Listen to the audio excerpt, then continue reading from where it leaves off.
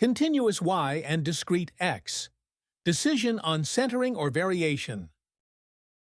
In many Six Sigma projects, we often deal with continuous y variables like average handling time, turnaround time, TAT, or recruitment cycle time. However, the x factors, or the causes, can sometimes be discrete. For example, department, agent type, shift, or vendor. This mix of continuous y and discrete x requires special attention in analysis, especially when choosing the right hypothesis tests. Slide title: Focus, Centering, or Variation. Speaker notes: before jumping into testing, we need to decide what we're focusing on. Are we trying to shift the center of the process, i.e., improve the average? Or are we trying to reduce the variation, i.e., make the process more consistent? Slide title: Step-by-Step Approach. Speaker notes: Step 1. Start by visualizing the distribution of your y metric using a tool like the graphical summary or histogram. This gives you a clear idea of the data shape, whether it's normal or skewed. Step 2. Based on the shape, decide your measure of central tendency. If the data is normally distributed, use the mean. If the data is non-normal, use the median instead. Step 3. Now, compare the central tendency to your target value. If the mean-chalked median meets or exceeds the target, your focus should be on reducing variation. If the mean-schwa median is below the target, your focus should be on improving centering, that is, shifting the average closer to the goal. When working on a Six Sigma project involving a continuous metric, an important focus is improving the central tendency of that metric. This means aiming to reduce the mean or median of key performance indicators like handling time or turnaround time, TAT, in recruitment or other processes. A critical early decision you need to make is whether to use a parametric or non-parametric statistical test for analysis. This choice depends primarily on the nature of your data. Parametric test. Choose this if your project's y-metric data is normally distributed.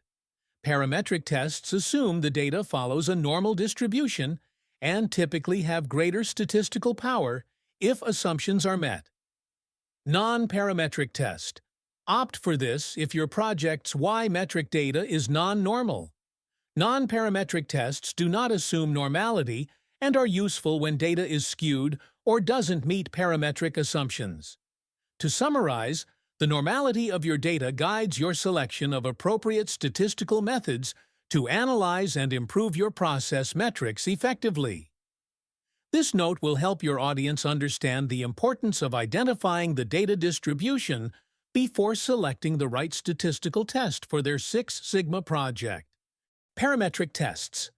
Let's begin with an overview of parametric tests, which are a key category in statistical hypothesis testing. These tests help us make inferences about population parameters, such as the mean or standard deviation, using data collected from a sample. There are two main characteristics to understand. Assumptions about data. Parametric tests assume the data comes from a specific distribution, most commonly a normal distribution. This means the data should be symmetric, bell-shaped, and pass a normality test before applying parametric methods. Types of data. These tests are designed for continuous data, especially data on interval or ratio scales, for example, time, revenue, temperature, or number of units.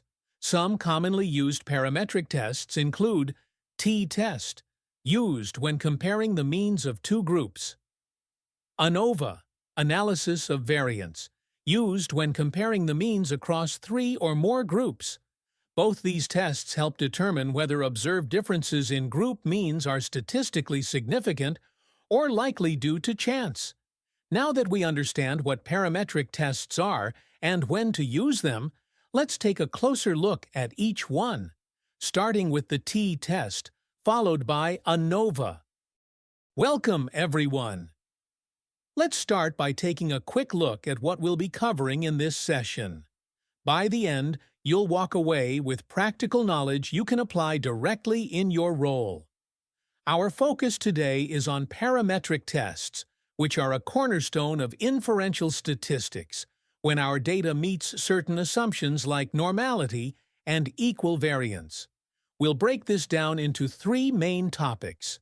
First, the one-sample t-test. This is used when we want to compare the mean of a single sample to a known or hypothesized population mean. Next, the two-sample t-test. This helps us compare the means of two independent groups to see if there's a statistically significant difference between them. Finally, we'll cover one-way ANOVA, which is useful when comparing the means of three or more groups. Each of these tools is powerful and commonly used in Lean Six Sigma projects to validate hypotheses and make data-driven decisions. Let's dive into each one with practical examples and insights that you can use right away. Let's explore the three key parametric tests we'll be covering today. First off, parametric tests are mean-based tests. That means they rely on assumptions about the underlying distribution of the data, primarily that it follows a normal distribution, and they focus on comparing means to draw conclusions. One-sample t-test. This test is used when we want to compare the mean of a single sample to a known or target value.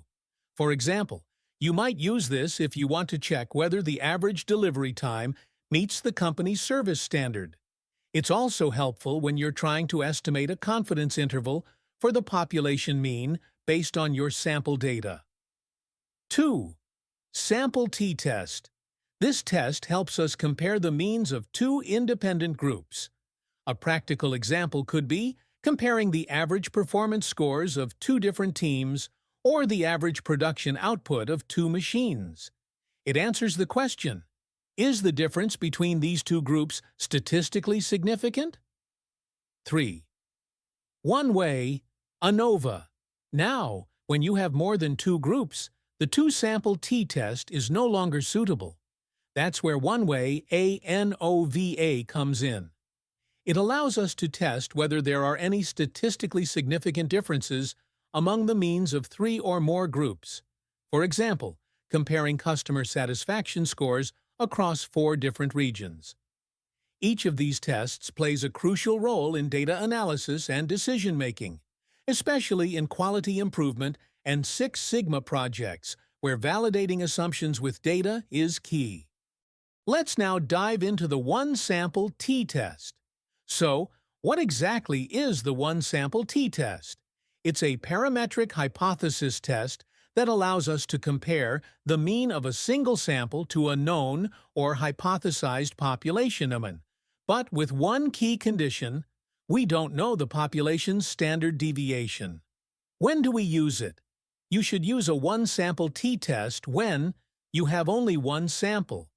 You want to compare that sample's mean to a specific target or standard, maybe a performance benchmark, industry average, or internal goal. The population standard deviation is unknown, which is often the case in real-world scenarios. Your data is continuous, not categorical, and it's approximately normally distributed. A good example would be checking whether the average customer wait time at your service desk meets a target time of 5 minutes. If you only have sample data and you don't know the population standard deviation, the one-sample t-test is the right tool for the job. We'll also see how this test helps in constructing confidence intervals around the sample mean to better understand the potential range of the true population mean. Before using the one-sample t-test, it's essential to ensure that a few key assumptions are met. These assumptions help maintain the validity and reliability of the test results. Key assumptions. 1. Random sampling. The data should be randomly sampled from the population. This ensures that the sample is representative and that the results can be generalized to the broader population. 2. Normal distribution. The population from which the sample is drawn should be approximately normally distributed. This is particularly important when working with small sample sizes. With larger samples, the central limit theorem helps mitigate deviations from normality. Third, interval or ratio scale. The measurement scale of the data must be interval or ratio. That means we are dealing with continuous data where meaningful arithmetic operations can be performed, like length, time, weight, or temperature in Celsius. Fourth, unknown population. Standard deviation. Unlike the z-test, the population standard deviation is not known, which is why we use the t-distribution. We estimate the standard deviation from the sample itself. These assumptions need to be reasonably satisfied for the one-sample t-test to produce valid, trustworthy results.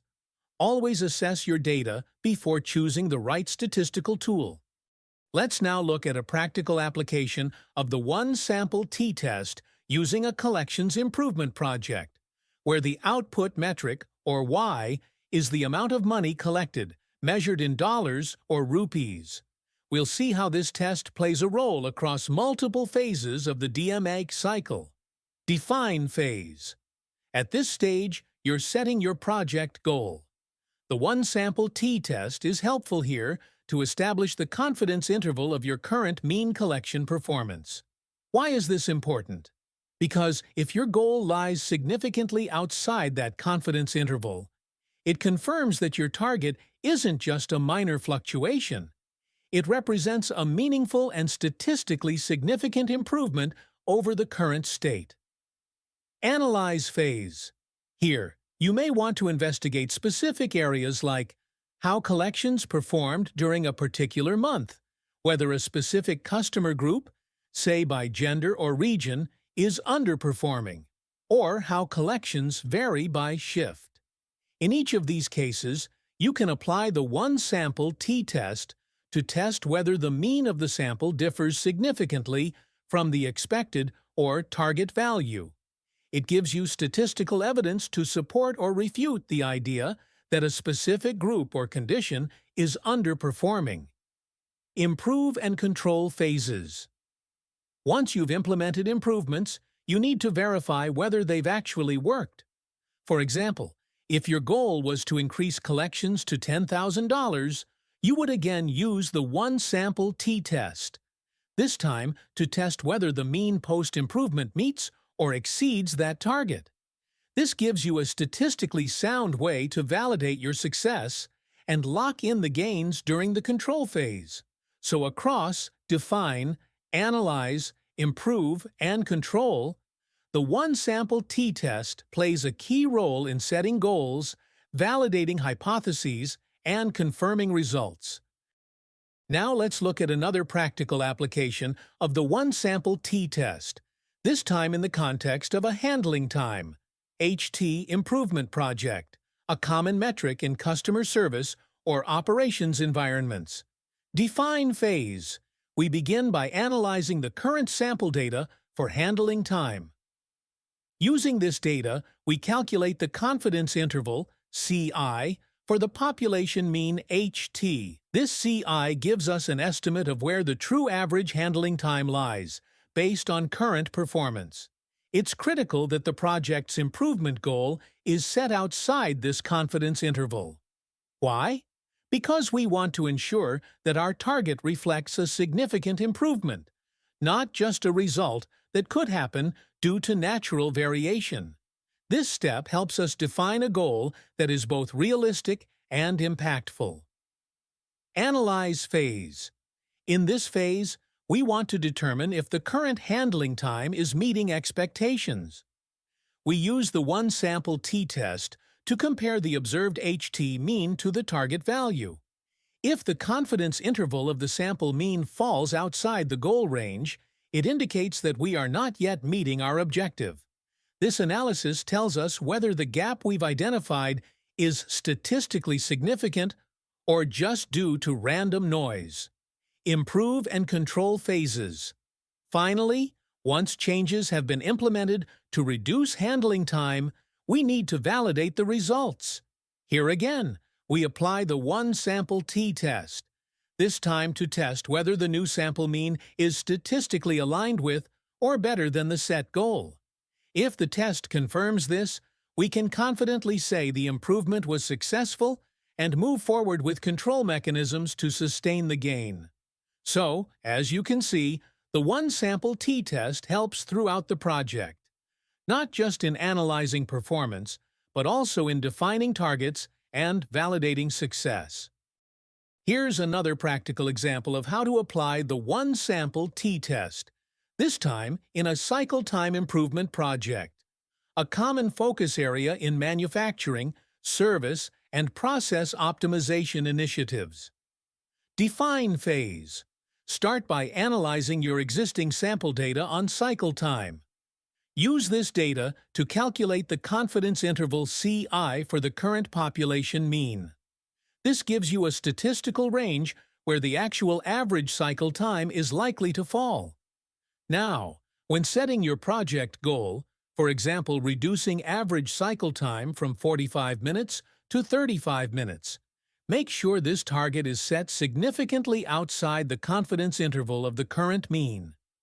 This ensures that your goal isn't just chasing normal process variation, but instead reflects a meaningful and measurable improvement. Analyze phase.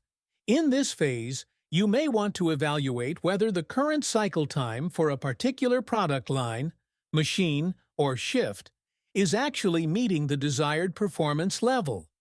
The one-sample t-test is the right tool here. It allows you to statistically test whether the observed mean cycle time is significantly different from the target value. This helps confirm whether a true performance gap exists. Improve and control phases. Once improvements are implemented, we need to validate that the changes have had the desired effect. Run a one-sample t-test on the post-improvement data to check if the new average cycle time is statistically aligned with your goal. For example, achieving a mean cycle time of 35 minutes or less. If the test confirms this, you've got statistical evidence that the process has improved as intended, and you can confidently move into the control phase to sustain the results. So, from setting goals to validating improvements, the one-sample t-test helps ensure your project is driven by data and statistical confidence, not guesswork. Let's now consider an example focused on production improvement, where output is measured in kilograms per shift or per day. This is a common metric in manufacturing or processing environments. Define phase. To begin, we take sample production data, say, average kilograms produced per shift, and calculate the confidence interval, CI, for the population mean. This gives us a statistically grounded estimate of the current production level. Now, when setting your project goal, for example increasing production from 900 kilograms to 1,200 kilograms per day, it's crucial that this target lies significantly outside the current CI. This ensures the goal reflects a true performance improvement rather than a shift that could occur due to routine process variation. Analyze phase. At this stage, you might want to determine whether a specific line, batch, or shift is currently performing at the desired level. You can apply the one-sample t-test here to compare the observed mean production against your target value. For instance, whether a particular production line is consistently reaching the 1,200 kilograms per day mark. If the test shows a statistically significant difference, that's your evidence of whether or not you're on track. Improve and control phases. Once you've implemented changes, maybe adjustments in process, staffing, or equipment, you need to validate the results. Run the one-sample t-test on post-improvement data to see if the new mean production rate meets or exceeds your goal. If it does, then you've not only improved performance, but have statistical confirmation that the change is real and sustainable. This allows you to confidently move into the control phase and standardize the improvements. This example shows how the one-sample t-test supports goal setting, gap analysis, and results validation, making it a vital tool across all stages of your improvement project. Let's summarize everything we've learned so far about the one-sample t-test and why it's such a valuable tool in Six Sigma projects. What is the one-sample t-test? The one-sample t-test is used to determine whether the average, mean of a single sample is significantly different from a known or target value. This test helps us assess whether a process is centered properly around a goal, and also helps us construct a confidence interval for the population mean using just sample data. When do we use it? In the context of Six Sigma, we use the one-sample t-test in several ways. To compare a sample mean to a standard or target, such as a customer requirement or a business benchmark. To set meaningful project goals, ensuring that our target lies outside the confidence interval of the current state, meaning we're aiming for real improvement, not just random variation. To establish a performance baseline, especially during the measure phase. To validate improvements during the improve and control phases, confirming that the mean has shifted to meet or exceed the target. Hypothesis structure. Every statistical test needs a clear hypothesis. Null hypothesis, H0. The mean equals the target or standard value. There's no significant difference. Alternative hypothesis, H1. The mean is not equal to the standard. That implies a significant shift from the expected performance. We typically aim to reject the null hypothesis if the data shows strong evidence of a difference.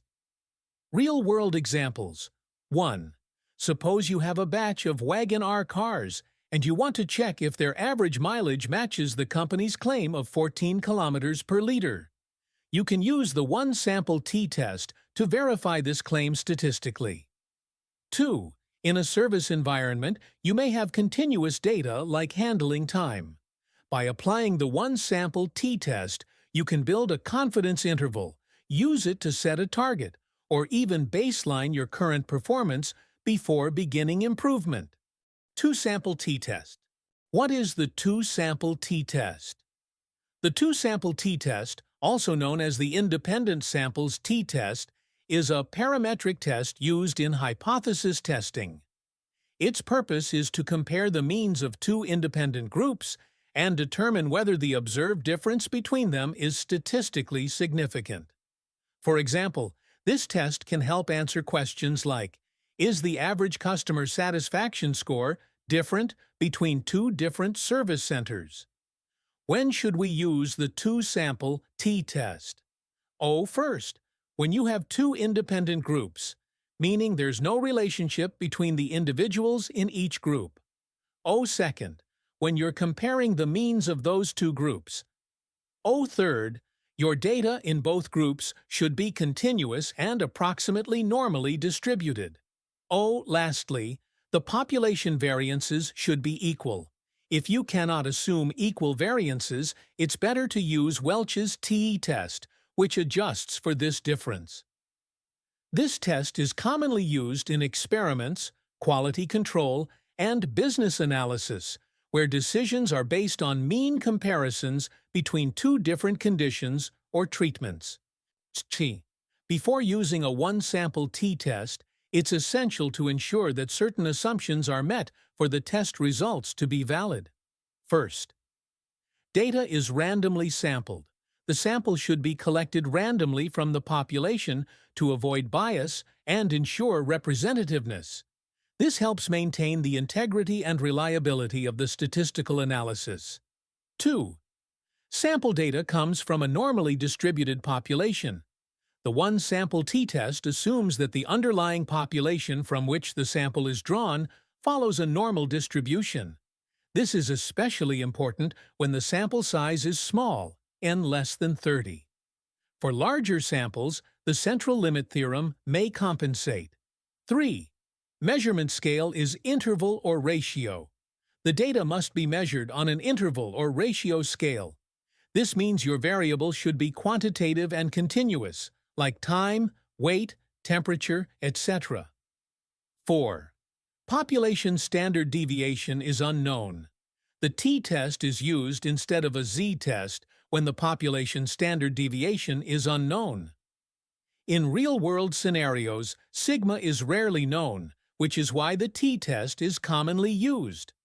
If all these conditions are met, then the one-sample t-test can be confidently used to compare the sample mean against a known or hypothesized population mean. In this project, we're focusing on improving production output measured in kilograms, kg, and the two-sample t-test plays a critical role in the statistical analysis. Analyze phase. In the analyze phase, our goal is to identify whether differences in production performance between groups are statistically significant or just due to random variation. We use the two-sample t-test to compare mean production values between two independent groups. Some key comparisons include March versus April. Production: are we seeing a real improvement from one month to the next? This test will tell us if the difference in average production is statistically significant. Machine A versus Machine B. This comparison helps us determine if both machines are performing equally or if one may be underperforming and contributing to lower output. Supervisor 1 versus Supervisor 2. We can analyze whether the difference in average production between two teams is influenced by different supervision or management styles. Improve and control phases. Moving to the improve phase, once we implement changes to boost production, we need to validate that these changes are actually effective. Again, we use the two-sample t-test to compare before and after production averages. If the post-improvement average is statistically higher, it gives us confidence that the solution has worked and the improvement isn't due to chance. In the control phase, this analysis can be repeated periodically to ensure the gains are sustained over time and that the process stays within control limits. The two-sample t-test is a powerful statistical tool used when we want to compare the average values of two independent groups. It helps us determine if any observed difference between two sample means is statistically significant. In other words, whether the difference is likely due to a real effect or just random variation.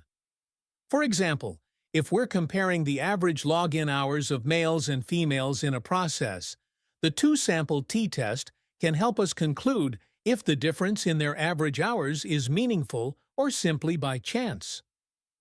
When to use. Use this test when your goal is to compare the means of two independent samples in order to draw conclusions about their respective populations. This test is appropriate only if the data is normally distributed and both groups are independent and measured on a continuous scale. Hypotheses. Like any hypothesis test, the two-sample t-test has null hypothesis, H0. The means of both groups are equal. Alternate hypothesis, H1 or Hey.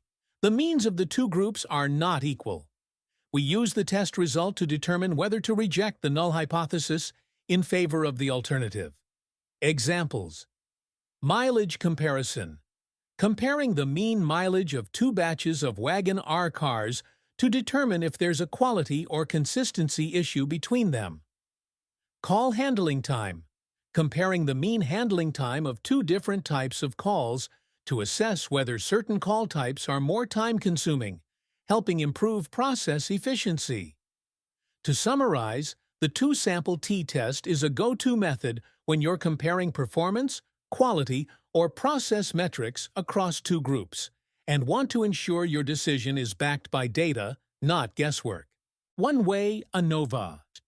Now let's look at one-way ANOVA, which stands for one-way analysis of variance. This is a parametric statistical test used when we want to compare the means of 3 or more independent groups. The key purpose of one-way ANOVA is to determine whether there are any statistically significant differences between the group means. When to use one-way ANOVA? Use this test when you have one independent variable, also known as a factor, that has 3 or more categories or groups.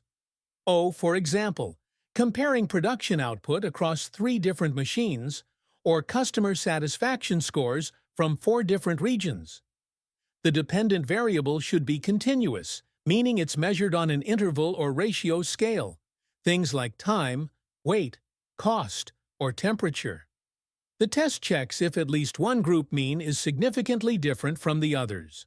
It does not tell us which group is different, just that a difference exists. If the result is significant, we can follow up with post hoc tests like Tukey's HSD to identify the specific differences. In summary, use one-way ANOVA when you have 3 or more groups and want to see if differences in their averages are statistically meaningful. Backed by data, not assumptions. Before using one-way ANOVA, it's important to make sure that a few key assumptions are met. These ensure the validity and accuracy of the results. 1. Independence of groups. The groups being compared must be independent of each other. This means the data in one group should not influence the data in another. For example, comparing performance of 3 different teams, not the same team measured at 3 different times. 2. Normality. Within each group, the dependent variable should be approximately normally distributed within each group. This is especially important when sample sizes are small. With larger samples, ANOVA is more robust to slight violations. 3. Equal variance. Homogeneity of variance. The variance of the dependent variable should be roughly equal across all groups. This assumption is known as homogeneity of variance. If this is violated, results can be misleading, and alternative methods like Welch's ANOVA may be more appropriate. 4th, interval or ratio scale, The dependent variable should be measured on an interval or ratio scale. That means it should represent continuous numerical data, like weight, time, cost, or temperature. If these assumptions are satisfied, one-way ANOVA is a reliable method to determine whether there's a meaningful difference between group means. In this handling time improvement project, we're focused on reducing the time taken to handle customer interactions. The one-way ANOVA is an ideal tool when we're comparing average handling times, OHT, across 3 or more groups. Analyze phase. Use cases for one-way ANOVA. During the analyze phase, we want to find out where the variation lies and which group differences might be contributing to longer handling times. Use case 1. Compare mean handling times across 3 shifts: morning, afternoon, and night. This helps us determine if time of day impacts performance. For example, maybe night shift handles calls faster or slower than others. Use case 2. Compare average HT across 4 customer service teams. This lets us identify which teams are performing efficiently and which ones may need support or retraining. Use case 3. Compare mean handling time across 3 different customer types, such as domestic, international, and VIP customers. This helps us assess if certain customer segments consistently require more handling time and why. Important, for valid results, make sure the dependent variable, HT, is approximately normally distributed, and the groups being compared have similar variances. This is known as homogeneity of variance. Improve and control phases. Use of ANOVA. After implementing process changes, we can again use one-way ANOVA in the improve and control phases to check if improvements are uniform across all groups. For instance, has the handling time reduced consistently across all teams, shifts, or customer types? Or are some still lagging? This analysis helps ensure sustainable system-wide improvement rather than isolated progress in a few areas. In summary, one-way ANOVA is not only useful for detecting issues, but also for validating that your improvements are effective and evenly distributed across the process. In our collections improvement project, we aim to increase and stabilize monthly collections. One-way ANOVA is a valuable tool when we want to compare average collections across 3 or more independent groups. Important reminder: only use one-way ANOVA when the Y variable, collections, is continuous and normally distributed, and the groups you're comparing are independent. Analyze phase, where one-way ANOVA fits. During the analyze phase, our goal is to identify where the variation in collections exists. ANOVA helps us test whether the differences between group means are statistically significant. Example 1. Compare average monthly collections across 3 branches, such as Mumbai, Delhi, and Bangalore. This helps determine if location affects collection performance. Example 2. Compare mean collections across 4 collection agents or teams. This can identify top and low performers, guiding where to focus training or support. Example 3. Compare average collections across 3 different payment methods, like credit card, bank transfer, and digital wallet. This analysis helps determine if one method results in higher or faster collections. Improve and control phases. Monitoring sustainability. After improvement actions are rolled out, such as training, process automation, or policy changes, we move to the improve and control phases. Here, we use one-way ANOVA again to evaluate whether the improvements in collections are consistent across all branches or teams. For example, did all branches show an increase in collections? Or are certain branches still lagging behind? This helps us identify areas needing additional intervention and ensures the improvements are sustainable and scalable. In this cycle time improvement project, our goal is to reduce the time it takes to complete a process or task, also known as cycle time. To effectively analyze this, we use one-way ANOVA, which is ideal for comparing the mean cycle times across 3 or more independent groups. Important reminder: before using one-way ANOVA, ensure the Y variable, cycle time, is approximately normally distributed, and the group variances are similar. This is known as homogeneity of variance. Analyze phase, identifying variation. During the analyze phase, one-way ANOVA helps us pinpoint where variation exists in the process. Use case 1. Compare average cycle times across 3 production lines or machines. This helps identify if any machine is underperforming and causing delays. Use case 2. Compare mean cycle times across different shifts, day, evening, and night. This analysis can reveal if certain shifts are less efficient, potentially due to staffing, fatigue, or workload differences. Use case 3. Compare average cycle times across 3 product types. This is useful to see if certain products take longer to produce and why, maybe due to complexity or material handling issues.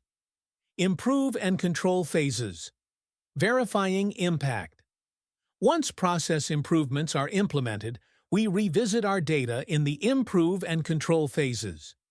Use one-way ANOVA post-improvement to check if the cycle time reductions are consistent across all groups. For example, are all production lines now operating at similar improved speeds? Or is one line still lagging and in need of further attention? This ensures that the gains are not just isolated improvements, but balanced across the entire operation. In this manufacturing project, we are aiming to improve production output measured in kilograms, kg. The one-way ANOVA is the right statistical test when you want to compare the mean production output across 3 or more independent groups. Important reminder: before using one-way ANOVA, ensure the production data, our Y variable, is approximately normally distributed within each group, and the variances across groups are similar to meet the test assumptions. Analyze phase. Key use cases. During the analyze phase, one-way ANOVA helps us identify which factors contribute to variation in production.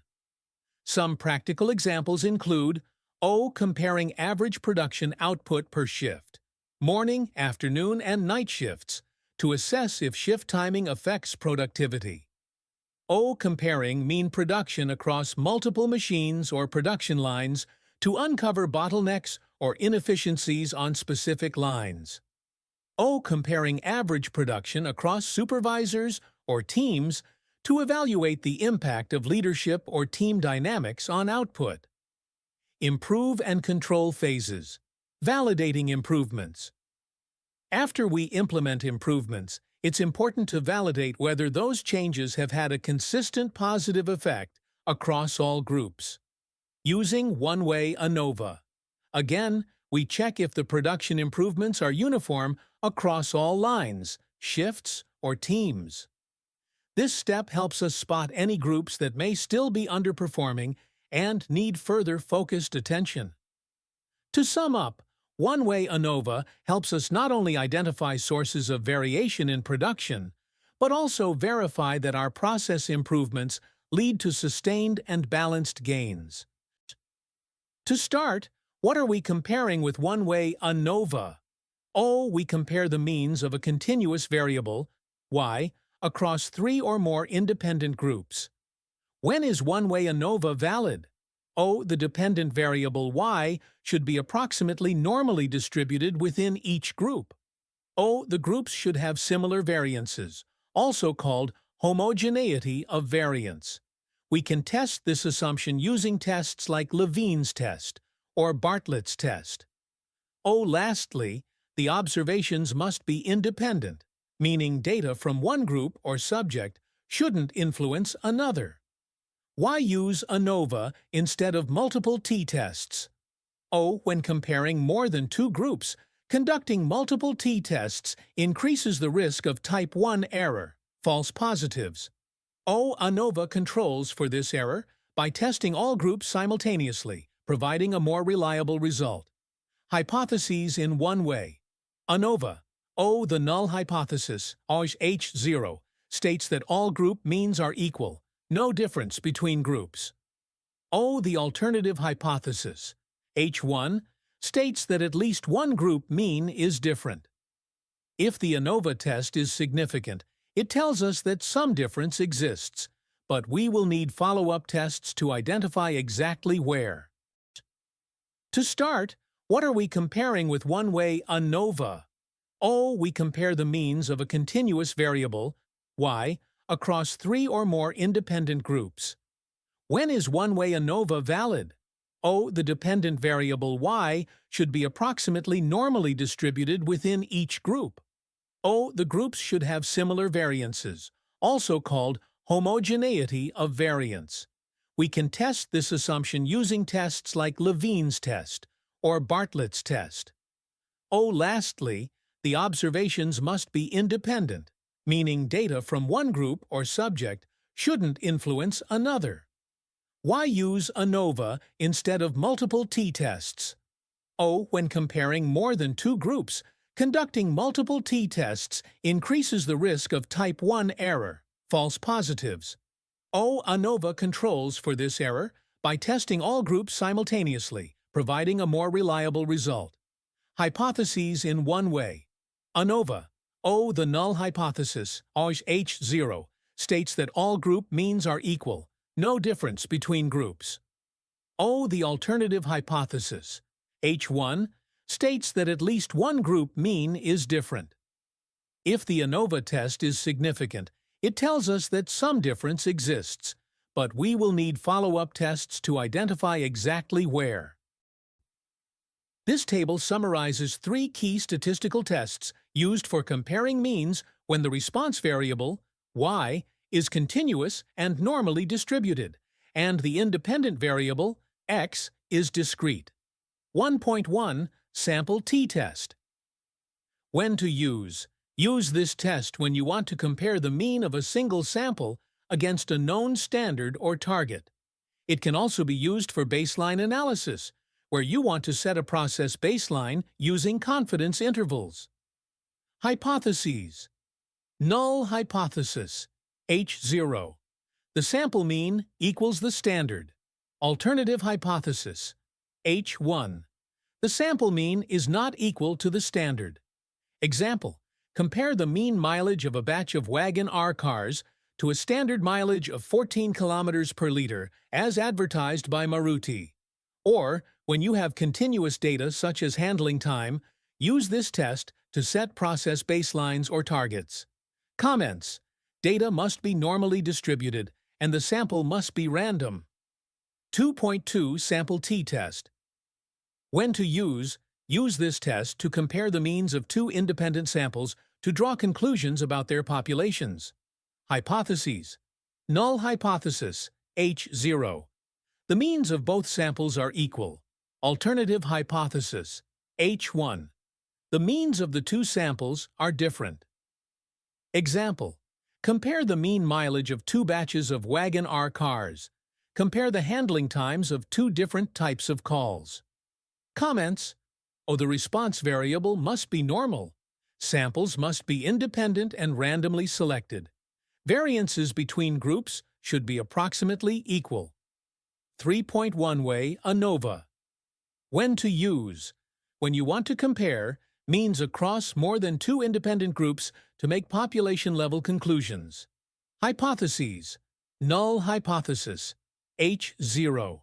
All group means are equal. Alternative hypothesis, H1. At least one group mean is different. Example.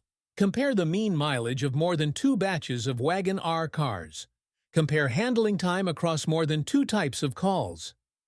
Comments. The response variable must be normal. Samples must be independent and randomly selected.